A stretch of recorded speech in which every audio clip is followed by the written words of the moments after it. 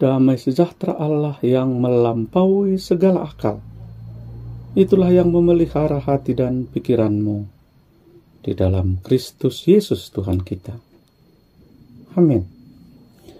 Bapak, Ibu, Saudara-saudari yang diberkati oleh Tuhan Yesus Kristus dimanapun berada saat ini, selamat berjumpa kembali melalui channel YouTube AB Ministry ini. Kami selalu berdoa agar Tuhan senantiasa memelihara kehidupan saudara-saudara. Kiranya apa yang dilakukan selalu mendapat berkat dan penyertaan dari Tuhan kita Yesus Kristus. Pada kesempatan kali ini kita bersekutu dengan firman Tuhan yang menjadi khotbah di Minggu Quasimodo Geniti pada tanggal 16 April 2023 dengan tema diperbaharui melakukan perintah Allah. Khotbah kita tertulis dalam Yehezkiel pasal 36 ayat 22 sampai 27. Demikian pembacaan firman Tuhan. Oleh karena itu katakanlah kepada kaum Israel, beginilah firman Tuhan Allah, bukan karena kamu aku bertindak, hai kaum Israel, tetapi karena namaku yang kudus yang kamu najiskan di tengah bangsa-bangsa di mana kamu datang. Aku akan menguduskan namaku yang besar yang sudah dinajiskan di tengah bangsa-bangsa dan yang kamu najiskan di tengah-tengah mereka. Dan bangsa-bangsa akan mengetahui bahwa akulah Tuhan. Demikian firman Tuhan Allah. Manakala aku menunjukkan kekudusanku kepadamu di hadapan bangsa-bangsa, aku akan menjemput kamu dari antara bangsa-bangsa dan mengumpulkan kamu dari semua negeri dan akan membawa kamu kembali ke tanahmu. Aku akan mencurahkan kepadamu air jernih yang akan mentahirkan kamu dari segala kenajisanmu dan dari semua berhala-berhalamu. Aku akan mentahirkan kamu. Kamu akan kuberi hati yang baru dan roh yang baru di dalam batinmu, dan aku akan menjauhkan dari tubuhmu hati yang keras dan kuberikan kepadamu hati yang taat. Rohku akan kuberikan diam dalam batinmu, dan aku akan membuat kamu hidup menurut segala ketetapanku dan tetap berpegang pada peraturan-peraturanku dan melakukannya. Demikian pembacaan firman Tuhan. Bapak, Ibu, Saudara-saudara yang diberkati oleh Tuhan kita Yesus Kristus, dalam kehidupan sehari-hari kita, setiap orang pasti akan menjaga nama baiknya agar tidak tercemar. Kalaupun nyata-nyata ada seseorang yang namanya sudah tercemar oleh perilakunya sendiri, yang melakukan hal yang tidak baik, ia akan tetap berusaha membersihkan namanya. Apalagi mungkin kalau yang dituduhkan kepada seseorang tidak benar sehingga namanya menjadi tercemar, maka segala upaya pasti dilakukan untuk membersihkan namanya. Itulah yang terjadi, saudara-saudara. Dalam khotbah kita ini, ketika Yerusalem diserang dan dibinasakan oleh bangsa Babel dalam catatan sejarah sekitar tahun 586 sebelum Masehi, banyak bangsa Israel yang menjadi korban akibat kesadisan pasukan-pasukan Babel, saudara-saudara. Dan Israel dikalahkan, dan dalam kekalahan Israel maka mereka diangkut sebagai tawanan ke Babel. Hal tersebut diizinkan oleh Tuhan karena mereka sesungguhnya bangsa yang telah melakukan kesalahan dan dosa di hadapan Tuhan. Ini bisa kita baca di Yehezkiel pasal 7 ayat 8, demikian juga ayat yang ke-10. Musuh Israel menganggap bahwa kekalahan bangsa Israel juga merupakan kekalahan Allah yang mereka sembah, sehingga mereka tidak saja menghina Israel, tapi juga menghina Allah mereka. Karena hal tersebut, bangsa Israel pun merasa ditinggalkan oleh Allahnya, sehingga mereka juga ikut mencemarkan nama Tuhan di antara bangsa-bangsa. Saudara-saudara melihat situasi umatnya dalam pembuangan yang penuh dengan kesusahan, yang penuh dengan tekanan, Allah pun akan bertindak. Allah mengangkat Nabi Yehezkiel dan mengutusnya kepada bangsa Israel di tengah-tengah pembuangan tersebut untuk membawa berita sukacita, yaitu Allah akan membebaskan mereka dan akan mengembalikan bangsa Israel ke tanah Kanaan, tanah perjanjian antara Allah dan umatnya. Saudara-saudara, itulah khotbah kita hari ini. Dan apakah yang mau Tuhan sampaikan? Pengajaran apa yang mau Tuhan sampaikan kepada setiap kita yang mendengarkan firman Tuhan ini? Pertama-tama, saudara-saudara, agar setiap kita menjaga kekudusan nama Tuhan dimanapun kita berada. Selain Allah tak mau diduakan, Allah juga tidak menginginkan namanya dicemarkan oleh bangsa-bangsa lain, apalagi umat pilihannya sendiri. Itulah sebabnya pembebasan yang akan Allah lakukan sesungguhnya bukan karena Israel yang bertindak baik atau punya perilaku yang baik di hadapan Tuhan, tapi Allah bertindak karena namanya yang kudus telah dinajiskan di tengah-tengah bangsa-bangsa oleh bangsa Babel maupun bangsa Israel itu sendiri, saudara-saudara. Karena mungkin keputusasaan, karena frustrasi, karena kesusahan yang sedang mereka alami. Itulah sebabnya Allah melalui Nabi Yehezkiel berjanji akan mengumpulkan kembali umatnya dari pembuangan ke tanah perjanjian, yaitu tanah Kanaan. Saudara-saudara, kenapa Allah melakukan ini? Agar bangsa-bangsa tahu bahwa Allah Israel adalah Allah yang luar biasa, yang kuasanya tidak melebihi kuasa apapun, tidak melebihi kuasa siapapun yang ada di dunia ini. Allah mau menyatakan bahwa Allah Israel adalah Allah yang tak pernah terkalahkan. Saudara-saudara, sebagai perenungan kepada kita hari ini adalah ketika dalam kehidupan kita di tengah-tengah dunia ini, mulai dari zaman nabi-nabi, zaman Tuhan Yesus, bahkan zaman kita sekarang ini. Ketika di hari-hari ini ada saja orang yang menghina, bahkan menajiskan nama Tuhan dengan berbagai cara.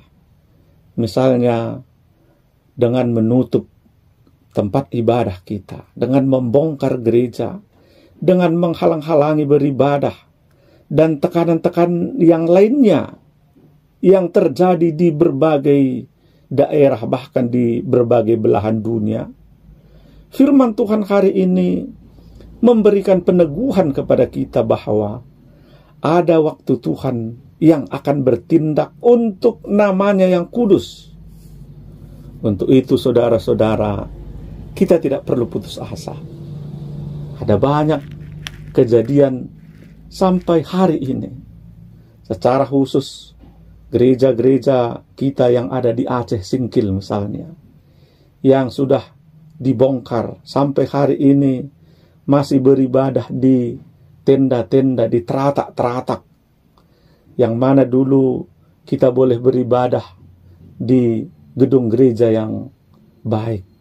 Tapi hari ini masih diizinkan Tuhan boleh beribadah di tenda-tenda, bahkan di teratak-teratak. Saudara-saudara, apakah karena hal itu Tuhan kita dikalahkan? Nama Tuhan kita berhasil dinajiskan? Saudara-saudara, itu tidak akan terjadi.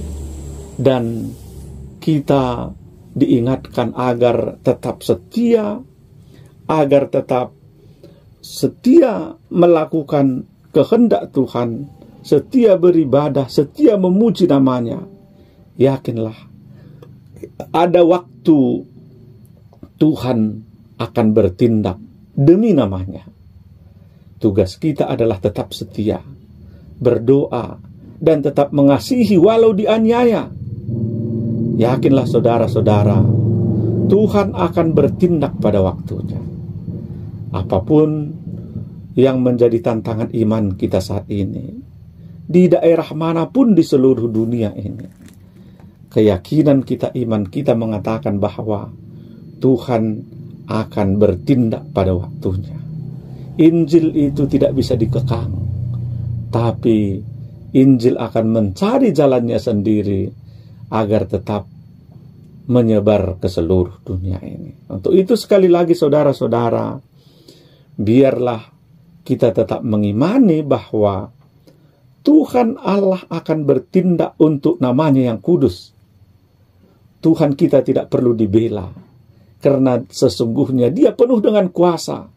Tuhan dapat melakukan apapun yang Dia inginkan. Tapi kita diharapkan selalu untuk tetap setia. Bahkan yang paling penting, jangan sempat dari kita sendiri sebagai umat Tuhan yang dengan sengaja menajiskan nama Tuhan dalam hidup kita. Saudara-saudara, yang kedua, Tuhan berjanji akan memberkati umatnya. Kalau kita melihat di ayat khotbah kita di kitab Yehezkiel ini tadi, Tuhan tidak saja hanya akan melepaskan umatnya dari pembuangan Babel, akan tetapi juga akan membaharui umatnya. Tuhan akan mentahirkan dosa.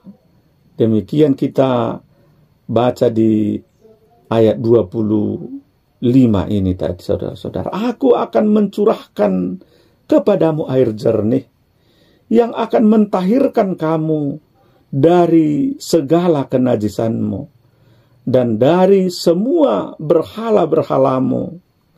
Aku akan mentahirkan kamu. Saudara-saudara, hal ini bermakna bahwa Tuhan akan mengampuni dosa-dosa umatnya. Berkat Tuhan yang terbesar yang pernah ada adalah ketika Tuhan memberikan anaknya yang tunggal, rela mati penuh dengan penderitaan, penuh dengan siksaan. Akan tetapi pada hari yang ketiga bangkit kembali dari kematian. Dan inilah menjadi tebusan kepada kita orang percaya.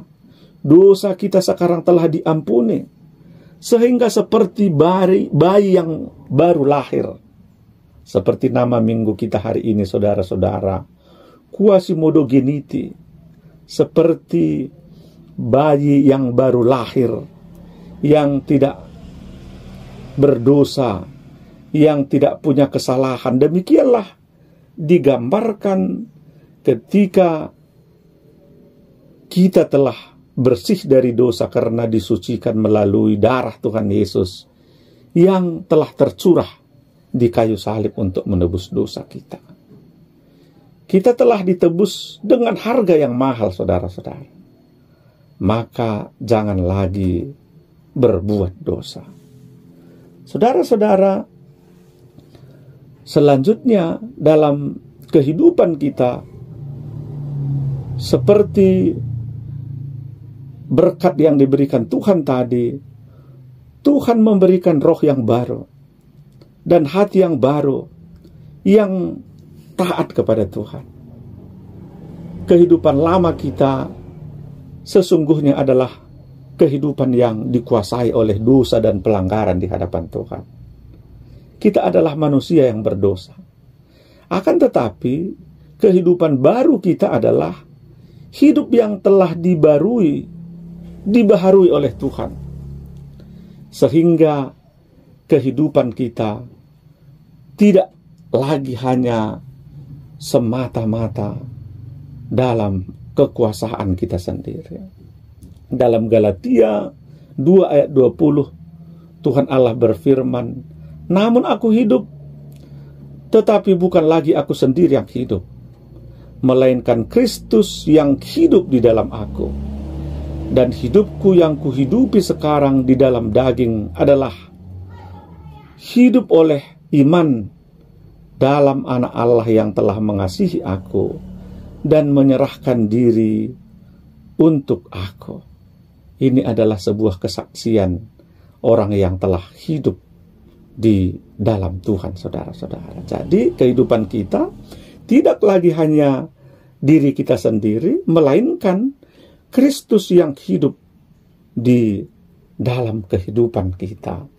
Dialah yang senantiasa memelihara, yang mengarahkan kehidupan kita untuk melakukan seturut dengan firman Tuhan. Yang ketiga, saudara-saudara, tetap berpegang pada peraturan-peraturan Allah.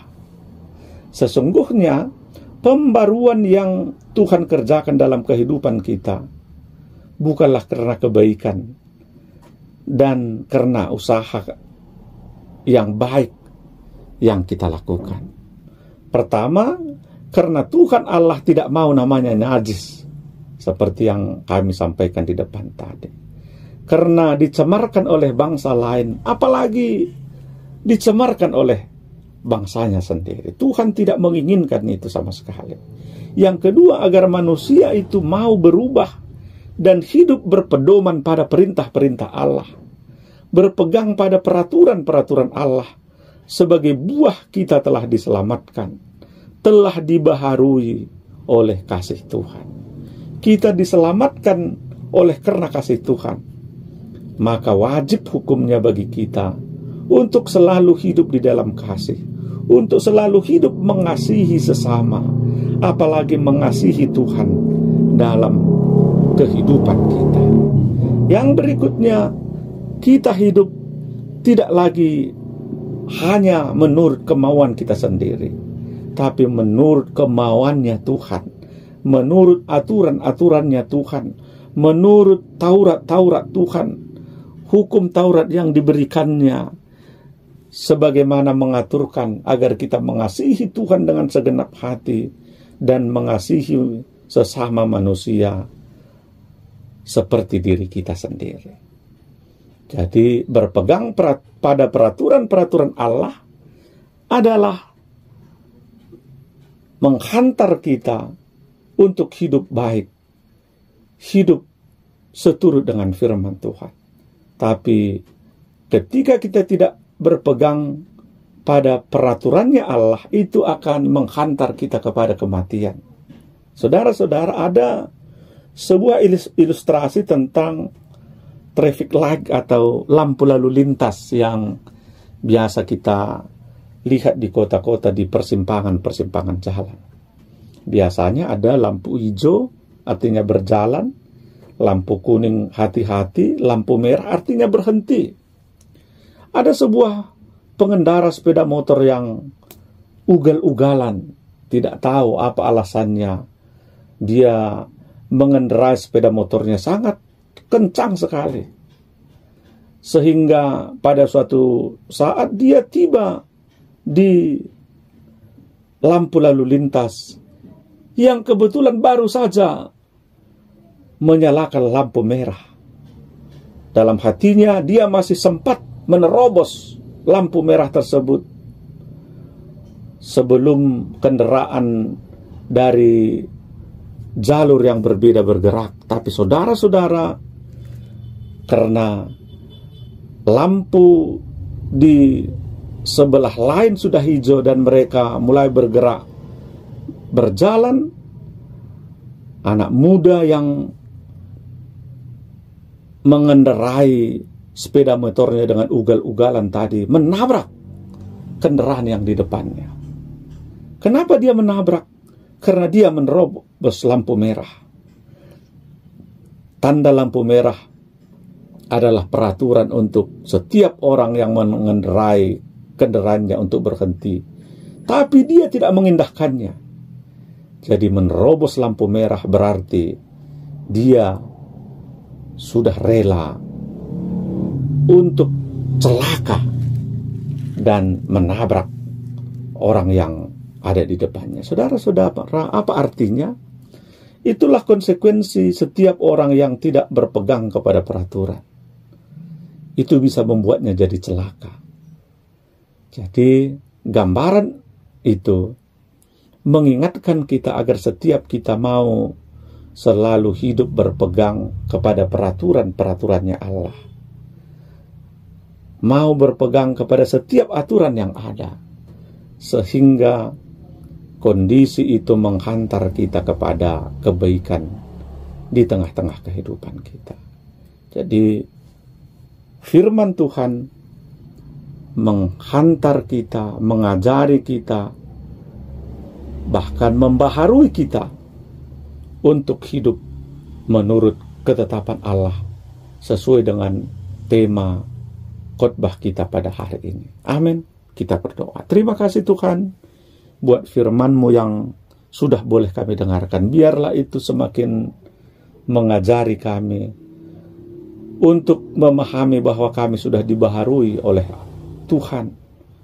Dan untuk itu kami selalu hidup menurut ketetapan Allah. Amin. Bapak, Ibu, Saudara-saudara, terima kasih atas atensi kita untuk mendengarkan firman Tuhan melalui channel ini. Kami juga tetap meminta kesediaannya untuk selalu setia menonton channel ini. Dan yang belum subscribe, kami mohon kesediaannya untuk subscribe, like, komen, dan bunyikan loncengnya sehingga tidak ketinggalan video-video dari YouTube ini. Terima kasih. Tuhan Yesus memberkati kita semuanya. Shalom.